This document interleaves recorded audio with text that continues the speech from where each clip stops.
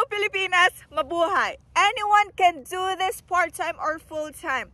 Two options if you're a traveler who really loves to travel, who wants to save from travel, who wants to earn from travel, who wants convenient when booking of their own travel. Number two, be our business partners.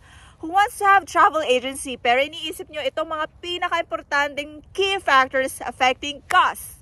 Number one, legal documents or legal requirements, registrations with Department of Tourism, IATA accreditation, office rent for your physical location, website development, creating user-friendly online platform, etc. Good news, we made it simple for you. We are IATA accredited. We are registered to Department of Tourism, Security Exchange Commissions.